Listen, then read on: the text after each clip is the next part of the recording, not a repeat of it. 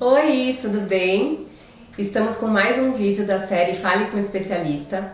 Hoje quem vai falar com a gente é uma nutricionista, a doutora Daniela, e ela vai esclarecer todas as dúvidas que vocês me deixaram. Eu pedi participação lá no Instagram, já agradeço imensamente porque a participação foi maravilhosa e a gente segmentou em vários vídeos para poder sanar todas as dúvidas e atender o maior número de mães possíveis.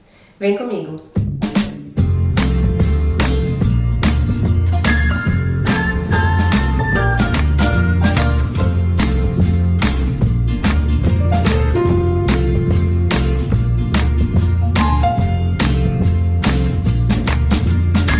Doutora, eu queria saber quando e como introduzir os alimentos.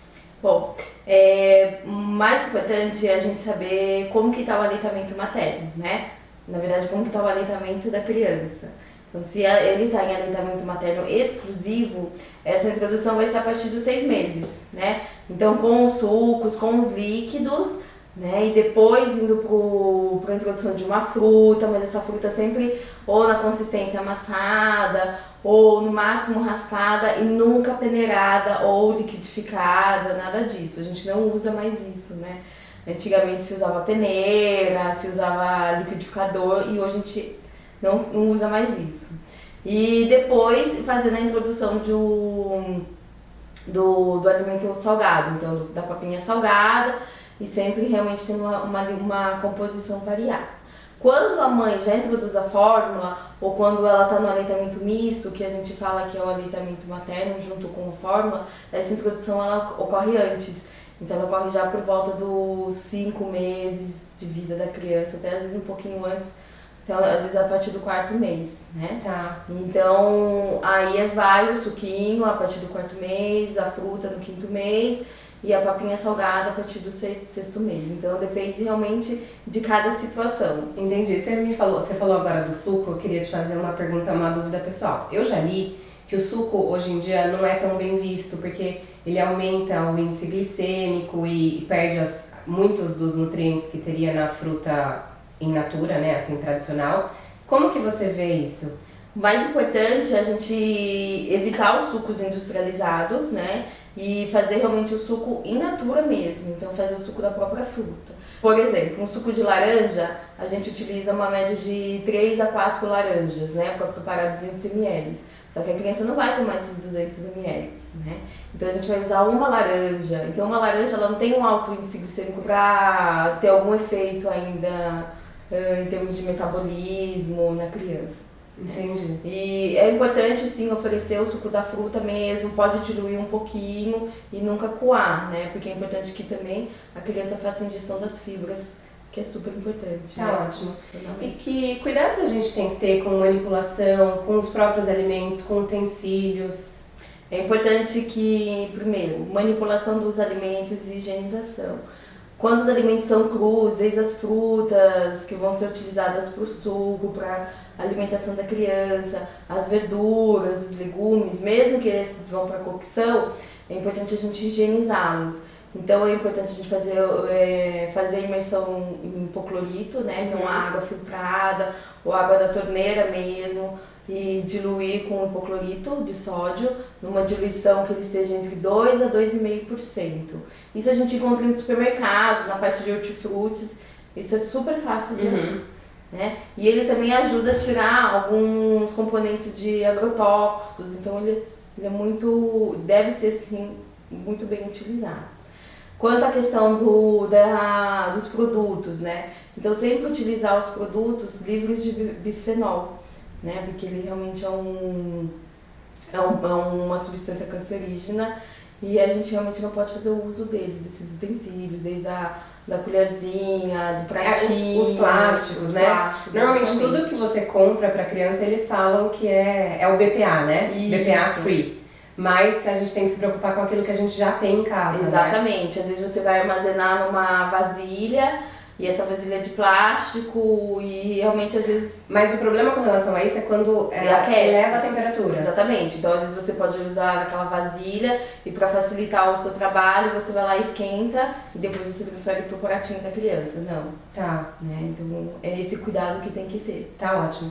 E falando em agrotóxico, você acha que vale a pena investir em orgânico? Qual é a sua posição? Bom, eu sou a favor muito dos orgânicos, sim, mas a gente sabe que existe uma diferença de custo muito alta, né?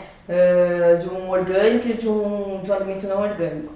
Então, o que eu falo sempre para as mães é que, assim, tenta sempre comprar, se você for comprar 5 verduras e legumes e frutas, pelo menos 3, compra orgânico, né? E tenta variar isso, tenta fazer uma variação, né? Não sempre comprar, por exemplo, vou sempre comprar alguma maçã orgânica. Não, vai mudando, né? Isso é Tá, não focar nos mesmos alimentos, cada hora vai trocando.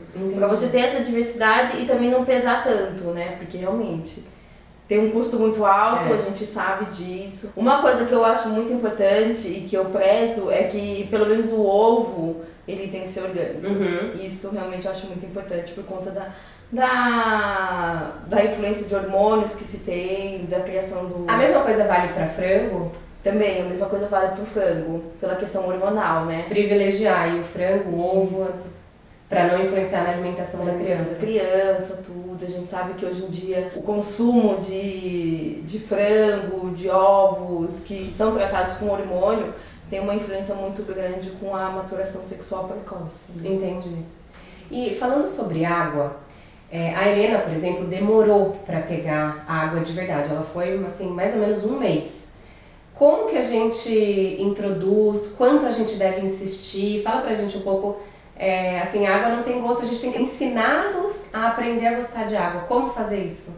Então, vamos voltar para as questões de situações. Se a mãe faz o aleitamento materno e esse aleitamento é exclusivo, a criança ela não precisa da água, porque o próprio leite da mãe vai hidratar, né? Então a gente sabe que tem uma diferença de composição durante a mamada. Então a primeira mamada é um leite mais ralo que hidrata a criança. Depois mais gorduroso, né? Isso, é mais gorduroso que vai fazer a criança realmente ganhar peso. Se a mãe não está no aleitamento materno, né, exclusivo, e já está introduzindo fórmula, a criança precisa já introduzir água. Mas a água que está na fórmula já não é suficiente? Não é suficiente. Ela precisa se hidratar. Não. Ela precisa se hidratar. Então, assim, nos intervalos de uma mamada e outra é importante oferecer. Não é um volume grande, lembrando que é muito pequeno o estômago do bebê aí. A doutora estava me falando que tem uma quantidade indicada de água para cada faixa etária. Como a informação falada fica difícil de absorver, eu vou deixar aqui na descrição para vocês a tabelinha e aí cada um pode consultar que faixa está seu filho e a quantidade de água que deve dar para eles, tá bom? Olhem aqui embaixo depois do vídeo. Bom, depois mais pra frente, né, quando a criança já está acima de 6 meses, é importante oferecer, mas oferecer a água e não outro substituto.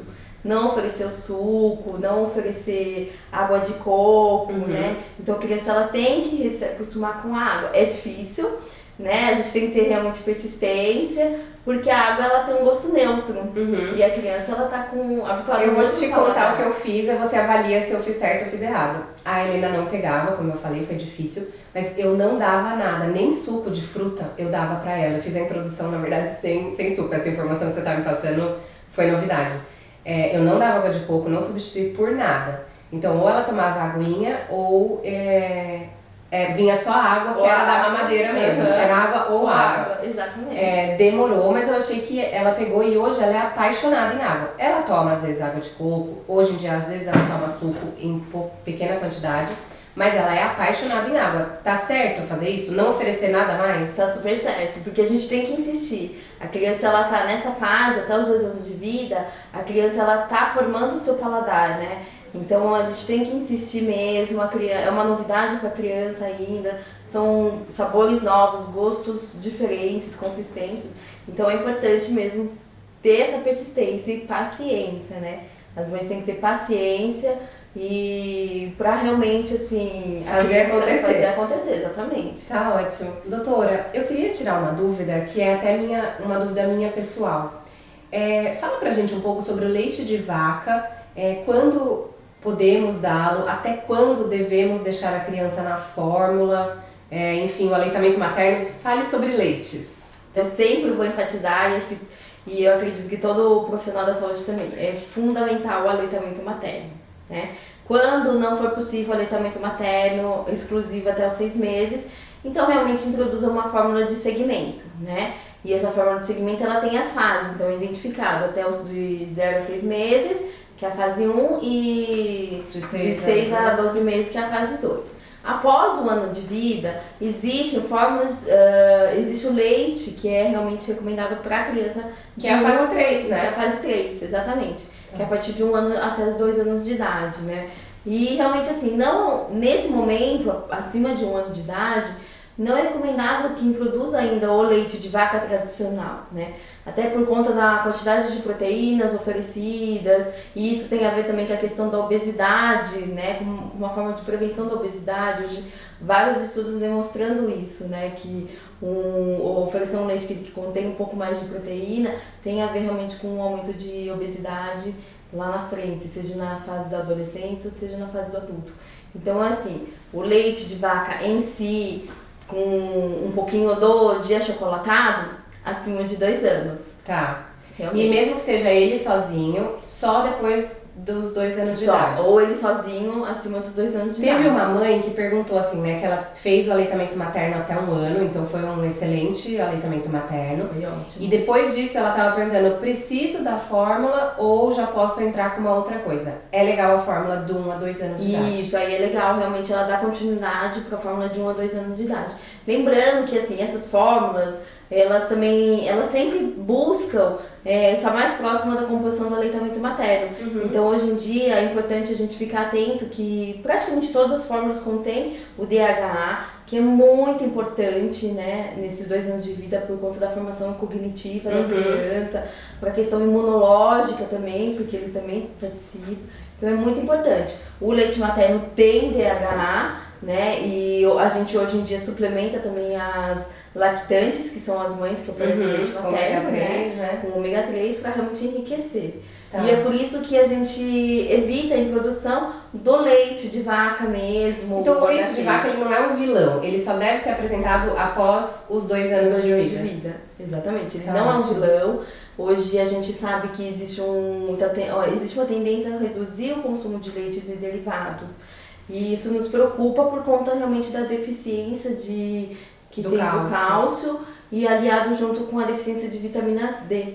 Né? E junto com isso, o que isso provoca? Além realmente de estar relacionado com o nosso metabolismo, de tendência à questão de sobrepeso e obesidade, um fato muito importante é a questão da formação óssea, né? Então da mineralização óssea que a gente fala, e que é muito importante. Existem 2 momentos muito importantes na vida da criança que o crescimento é acelerado, né? Que são os 2 primeiros anos de vida, que é dos 0 aos 2 anos de vida, e depois lá na adolescência, na fase da puberdade. Então é fundamental que esses 2 componentes, cálcio e vitamina D, estejam super de acordo realmente para que essa criança tenha um crescimento e um desenvolvimento adequado. Tá ótimo. Doutora, muito obrigada, eu adorei a entrevista. Eu que agradeço. Esse foi o nosso primeiro vídeo juntas, a gente vai fazer mais porque as perguntas foram muitas, eu amei a participação de vocês. Então curtam aqui, se inscrevam. Tchau, tchau. Tchau, tchau.